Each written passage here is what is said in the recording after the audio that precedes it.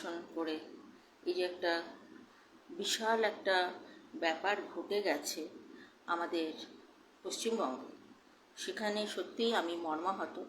কিন্তু এটা বলতে বাধ্য হচ্ছি যে এটা কোনো বিশাল ষড়যন্ত্র। আমি অজন্তা সরকার।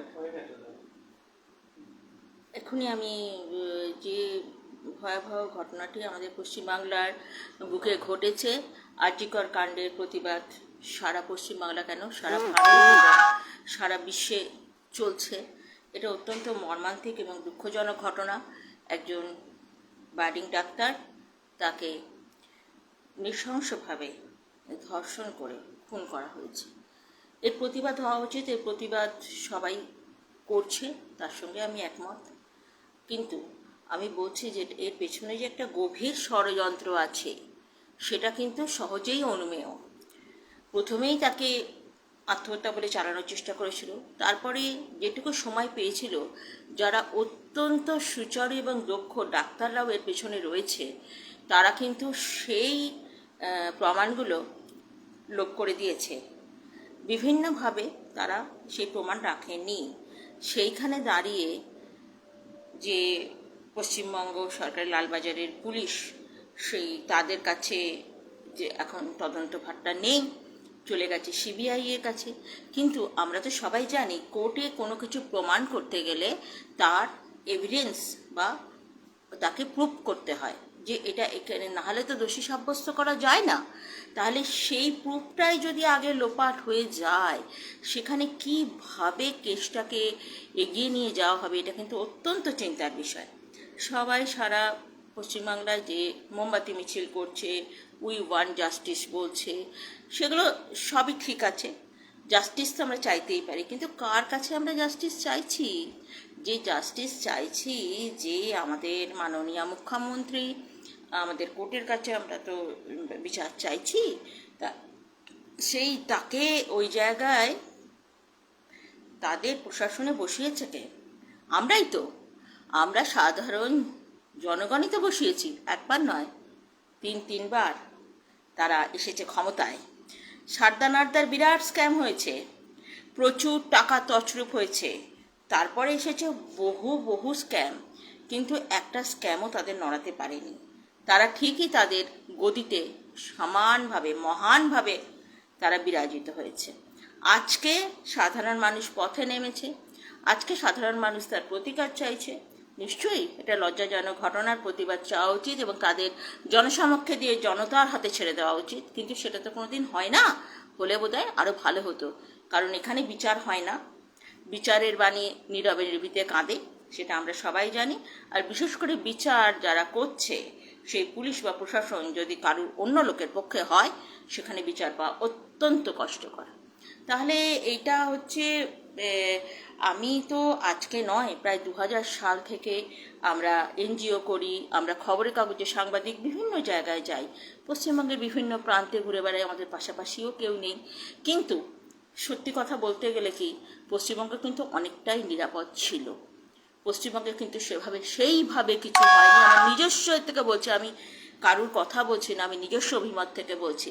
তাহলে এই যে শুধু আরজিকর নয়, কলকাতা এবং পশ্চিমবঙ্গে বহু হাসপাতাল, বহু নার্সিংহোম রয়েছে, যেখানে কিন্তু অনেক নার্স, আয়া, ডাক্তার রাত্রিরে ডিউটি করে, প্রচুর আছে, লক্ষ লক্ষ।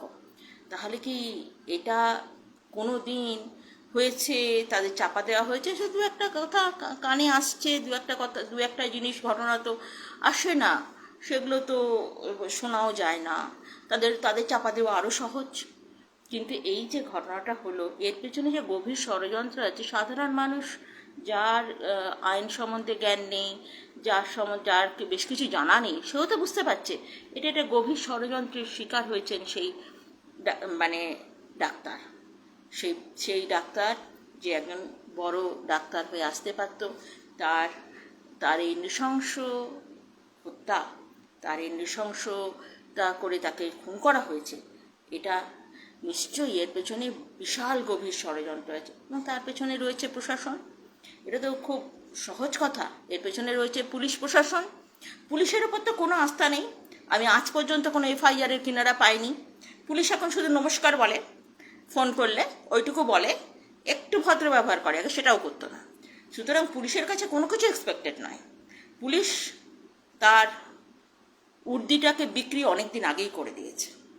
পুলিশকে আমরা বিশ্বাসের জায়গা থেকে অনেক দিন সরিয়ে দিয়েছি, কিন্তু সেই পুলিশকে বিশ্বাসের জায়গায় নিয়ে আসার কাজটা কার? প্রশাসনের। তা সেই প্রশাসন যখন এতদিন ধরে রয়েছে, সেই প্রশাসন করছিল কি? পুলিশটা এতটা বাড়তে দেওয়ার পেছনে কারা রয়েছে? এটা তো ভাবতে হবে। যখন আমরা সাধারণ জনতা, আমাদের তো গণতন্ত্রে একটা অধিকার অন্তত দেওয়া হয়েছে, আমরা তো একটা অধিকার পেয়েছি যে আমরা পরিবর্তন করতে পারি। আমরা খুব কষ্ট করে, আমরা ছোট ছোট দল থেকে যারা একটু সৎভাবে একটু পরিষেবা দিতে চাই বা রাজনীতিতে আসতে চাই, কিছু কাজ করতে চাই, তারা দাঁড়ায়। কিন্তু তারা আমরা কোনো দিন, আমাদের জামানত জব্দ হয়, আমরা 5,000, 4,000, 6,000 ভোট পাই, আমাদের তারা যারা দেয় তাদের কথা বলছে না, যারা একদমই আমাদের বিশ্বাস করে না তাদেরকে, যারা প্রতিবার একই দলকে নিয়ে আসছে, যতটাই তাদের বিরুদ্ধে স্ক্যাম থাকুক, যতটাই তাদের বিরুদ্ধে অনেক রকম গোপন তথ্য থাকুক, তবু নিয়ে আসছে, তখন কি তারা একবারও ভাবে যে এই যে এই যাদের নিয়ে আসছে তারা ভোটটা দিয়ে নিশ্চয়ই সব কিছুতে তছরূপ হয় না, সব ভোট কারচুপি হয় না, সে তো হয়ই না। আমরা নিজেরা ভোটে দাঁড়িয়েছি, সব হয় না, কখনোই হয় না। সে 2%, 3% হতে পারে, হয় না। সুতরাং সেই সাধারণ মানুষের হাতে যখন ক্ষমতা দেওয়া হয়, গণতন্ত্রে সেই ক্ষমতা যখন হাতে তুলে দেওয়া হয়েছে, তারা কি একবারে পরিবর্তনের কথা ভেবেছে? তারা কি পরিবর্তনের দিকে পা বাড়িয়েছে? আজকে এত বড় ঘটনা ঘটে গেছে, সবাই রাস্তায় নেমেছে, সেটা খুবই ভালো, প্রতিবাদ করা। কিন্তু প্রতিবাদ করাটা দরকার, প্রতিবাদ করাটা জরুরি, কিন্তু এই প্রতিবাদ করে যাদের হাতে তারা ক্ষমতা দিয়ে দিয়েছে, তাদের হাত থেকে কতটা বিচার পাবে সেটা কিন্তু ভাববার বিষয়। তাই সাধারণ মানুষের উদ্দেশ্য, আমাদের ভোটারদের উদ্দেশ্যে, আমাদের সাধারণ জনতার উদ্দেশ্যে, আমাদের আমাদের মা বোন এবং আমরা মহিলাদের উদ্দেশ্যে আমার একটাই কথা, যে আমরা নির্ভীক হব নিশ্চয়ই, আমরা প্রয়োজনে আমরা সশস্ত্রও হব। আমাদের কিন্তু এখন থেকে একটা আমাদের কলেজের ছেলেমেয়েরা যখন পড়তে যায়, মেয়েরা বিশেষ করে, একটা কুকুর দেখলে তারা ভয় পায়। তাদের কিন্তু এটা ভাবতে হবে যে আমাদের কিন্তু আরও বেশি সজাগ সচেতন হতে হবে, আরও বেশিকে নিজেদেরকে সুরক্ষিত করতে হবে। কারণ আমরা যেখানে যে পশ্চিমবাংলায় বাস করি, সেখানে পুলিশের কাছ থেকে সেভাবে পাওয়া যায় না। 2-1টা উদাহরণ, কেন 5টা উদাহরণ থাকতে পারে, সেগুলো ব্যতিক্রম। তারা ভালো, কিন্তু আর ভালোদের সবসময় আমরা পাবো না। তাহলে এই যে ব্যাপারটা, তাহলে আমার একটাই কথা বলার উদ্দেশ্য যে আমরা যারা এই নির্বাচন ক্ষেত্রে অবতীর্ণ হই, এত কিছু দেখে এত এত ব্যাপারটা এতটাই ঘোরালো হয়েছে দেখে, আমরা নাবি আমাদের সীমিত সামর্থ্য, সীমিত ক্ষমতা, সব কিছু দিয়ে যে মানুষকে পরিষেবা দেওয়ার চেষ্টা করব, কিন্তু বেশিরভাগ মানুষ আমাদের ডাকে সাড়া দেয় না। কারণ কি? আমরা নাকি প্রশাসনে নেই, আমরা নাকি জানি না, আমরা নাকি কিছু করতে পারবো না, এইরকম একটা মনোভাব নিয়ে থাকে। যারা জানে, যারা করতে পারে, যারা করতে এতদিন করেছে, তারা কি করে দেখালো? এবার তো নিজেদের গায়ে হাতটা পড়েছে না? নিশ্চয়ই পথে বেরোবেন, নিশ্চয়ই প্রতিবাদ করবেন, প্রতিবাদ করাটা দরকার। তার আগে একটু ভেবে দেখবেন তো কাদের ভোট দিয়ে দিয়ে আপনারা আনছেন, সেগুলো তো ভেবে দেখার কথা। সেটা তো ভেবে দেখতে হবে। জিসাস ক্রাইস্টের একজন শিষ্য তার সঙ্গে বিশ্বাসঘাতকতা করেছিল, তার জন্য জিসাস ক্রাইস্টকে ক্রুশবিদ্ধ হতে হয়েছিল।